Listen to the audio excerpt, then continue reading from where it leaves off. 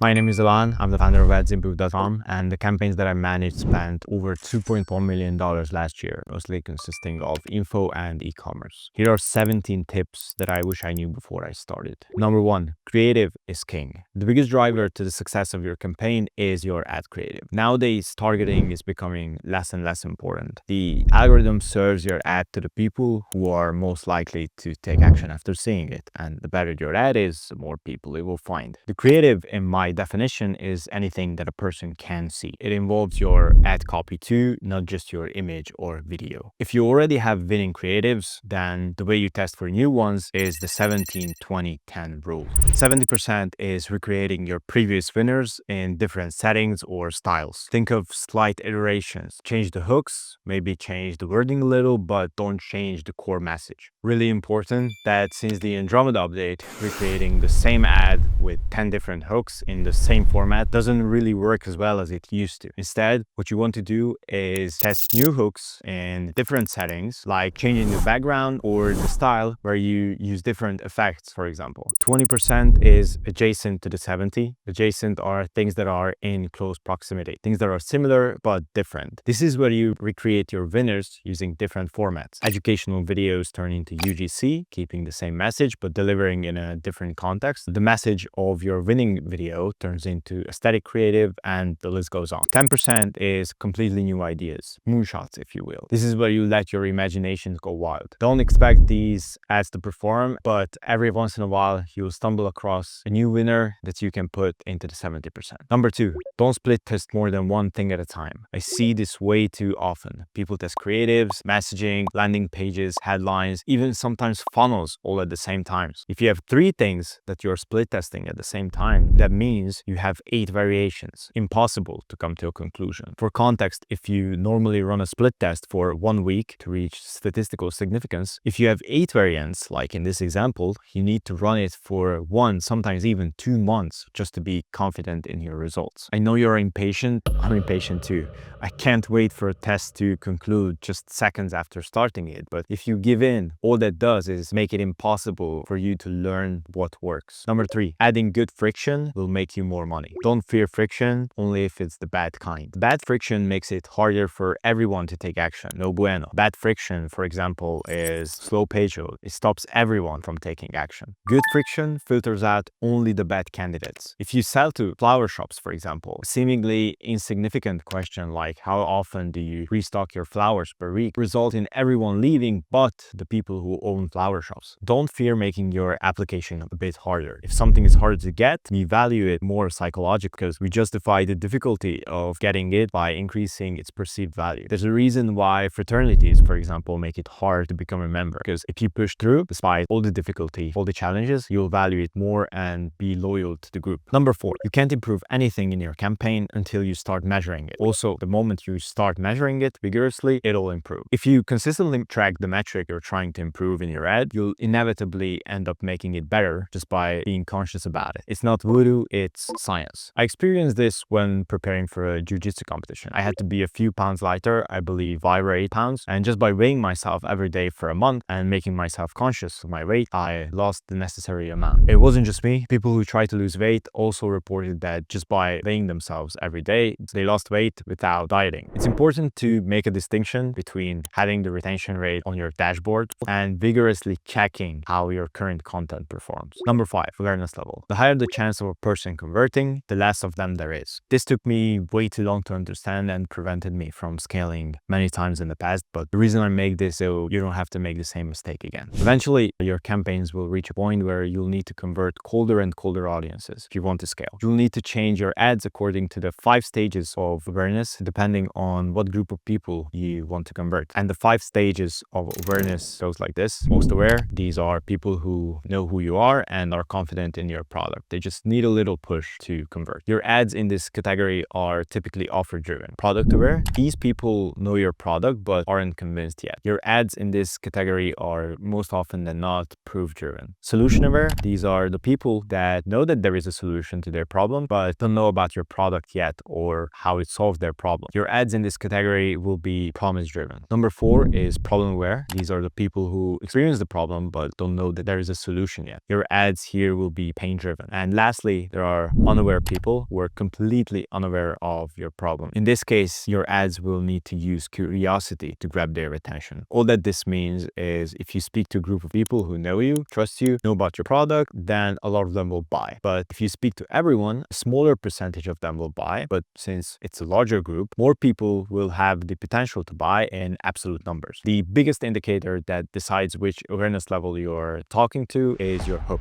You can download my hook swipe file from below, which breaks them down by awareness level. It's in the description somewhere. Number 6, sometimes the answer is just more, not new. Because novelty is such a great attracting force, people in advertising tend to over-index on new ideas. Constantly creating new campaigns, new concepts for different avatars will just mess up the overall picture of your brand, and you'll become a trend hopper, which is inconsistent and operationally exhausting. There are brands testing 50 and 100 creatives every 1 or 2 days. So do you think that it's possible to come up with 100 new ideas daily? Of course not. You should stick to the core. You need to stick to the core. Do more of what's worked, maybe do better. But the answer is rarely new. Number 7, reuse old winners. You probably have winners from the past that you turned off because they started to fatigue. We tend to forget about them, but they are still your assets. The easiest money that you'll ever make is from reusing the same battle-tested creatives after 3 to 6 months of them being turned off. Give them time to cool off, but don't throw them in the trash. Think about it. It's the highest risk-adjusted activity that you can do. These ads demonstrated in the past that they worked for weeks and even months. And to be honest, there are only a handful of ways that you can make an ad work, but there are infinite possibilities of messing it up. Also, this is one of the first things that I leverage when taking over an account. Number 8, when testing, stick to the plan. Don't change the timeline or the budget. Stick to the plan. Write down the duration and the budget of the test. But the most important part is that you should only make conclusions after that time has passed or the budget has been spent. I see way too many people moving winners before gathering enough data just because they look good for 1 or 2 days. If you're pulling a winner from a test because it performed well for 2 days, that's like judging the 500-page book based on the first paragraph. You just don't see the whole picture yet. Granted, I say 2 days, but the point is making conclusions without enough data. I know results can be significant within a few days given enough span, but people who can afford testing like that usually don't make this mistake. Number 9, use AI to speed things up. Stay in control of the outcome. I like being in control. I'm not saying I don't use AI. I just don't let it dictate the creative aspects of my work. Don't get me wrong. I use AI to create images, videos. What I'm saying is that every time you let AI take full control of the creative outcome of your copy, video, you're just landing into the masses. People don't want to be perfect. They want something that's human, something that's unique. And that brings me to point number 10, which is copywriting has never been more important. Copywriting is salesmanship in print, except it's harder. I know because I've sold things and I can tell you that it's way harder to sell with your copy because you don't have the luxury of interaction. For example, they don't need to tell you no, they can just ignore your ad. But I do think that learning to sell in person helps you to become a better copywriter because you get exposed to the moment when the person decides to buy, what logical and emotional journey they went through to get there. Your job as a copywriter is to get people to make that decision to buy. Nowadays, it's easier than ever to write copy because of AI, but that also means that many people won't bother putting in the extra effort into perfecting their copy. They'll just use the AI's output and blend into the crowd. Whereas if you can stand out with your copy, your ad, your sales page will truly come alive and difference will be easily measurable. And by the way, to use AI effectively, you need to use good prompts. And guess what?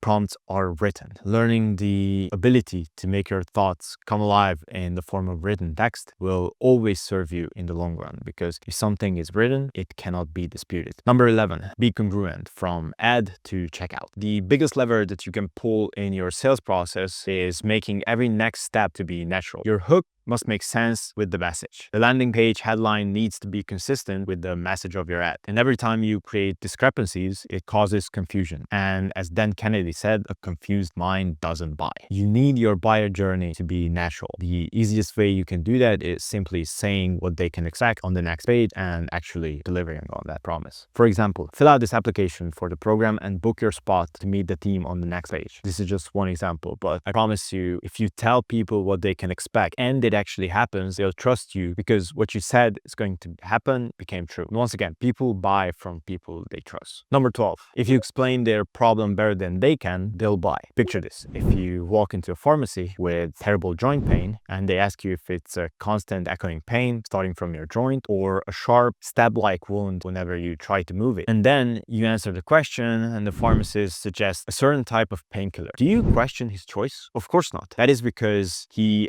articulated your pain far better than you could initially. Therefore, you immediately think that he knows the solution. With your ads, you want to talk about their problems in detail because specificity earns trust. Number 13, pain motivates. Visualize it. I'm not talking about general visualizations like does your back hurt. I'm talking about hyper-specific scenarios that they experience. This goes hand in hand with the earlier point. You want to picture moments like their stomach dropping when they see the empty calendar of the week when logging in on Monday. The key here is specificity. Try to be smart and use generic moments that everyone experiences. Well, that may get you some sales. It doesn't allow you to charge a premium for your product or service. Number 14, your word is all you have. Don't sell it cheap. Your reputation is built brick by brick over the years, but it can be destroyed within a day. It can be tempting to include one or two fake testimonials because who's going to check? Then you inflate the numbers, how many clients you're having, what results you're going to get, and the next thing you know, you're neck deep in lies. The domino will eventually fall and you will lose all your credibility and trust. While lying will get you some fast results, the truth will always come out and you will make a lot more money being honest on the long run. I'm telling you this because I lived it. Early in my career, I was afraid to start because I didn't have the proof behind me. I played with the idea of fake it till you make it, but thankfully I chose to build myself up first. I started applying to jobs, gave me the credibility, and even then I started for free with my own clients, just prove that I can do it. The beginning was slow, but I'm so glad that I decided to start this way because I'd feel like a cheat if I didn't. I recommend everyone this path. Number 15, 80% of your profit is going to come from 20% of your ads, but the rest is necessary to get to those 20. You progress by doing volume first. You make 100 ads, look at the top 5, 10, and then you make the next 100 ads based on the commonalities of those top 5 to 10 top performance. Rinse and repeat. And then you go and repeat this. What will happen is that average quality of your ad will increase. Your new mediocre creative will make you more money than your current winners, and your new winners will become home runs, making you practically unstoppable. But every time you need to do those 100 ads, the 20% doesn't live without the 80%. There are no shortcuts, but the good news is that you're getting paid a lot of money to solve this problem. Number 16, never look at averages if you want exceptional returns. Benchmarks are not the end-all be-all. Industry averages have their place, but not to determine if you're doing okay. They are mostly there to tell you that you're doing bad. They shouldn't be the goal because averages are by definition average. The bottom 20% of the businesses that you're comparing yourself to will be closed within the first year, and 50% will be by the 5-year mark. Do you really want that to be your measuring stick for success? Measure yourself by your own results, especially if you want to be in a category of one. Because if you're pioneering a new way to advertise, a new way to acquire a customer in your industry, you can only measure progress if you compare it to your own previous results. The goal is to have nobody to compare yourself. Don't be fooled into blending into the herd. Number 17, own your flaws. Use damaging admissions. It builds trust and people tend to buy from people who they trust. The modern pioneer of this technique is famously Eminem. When in 8 Mile he started stating his own flaws in the rap battle because he owned them, the other person ended up with nothing else to say because he already owned these flaws. The interesting thing about stating your weakness is that they imply that the benefits you're going to say afterwards are true. Not only does it make your unique selling point believable, but it also elevates your credibility. For example, if a pharmaceutical company, a lot of pharma examples today, but if they were to say this pill tastes the worst out of everything that we ever produced, but it will regrow your hair within 6 months, you're extremely likely to believe that claim. Nothing is perfect and very few state your flaws than a 1-star review. This wraps up the 17 lessons that I wish I learned sooner. If you want to see more videos like this, hit subscribe.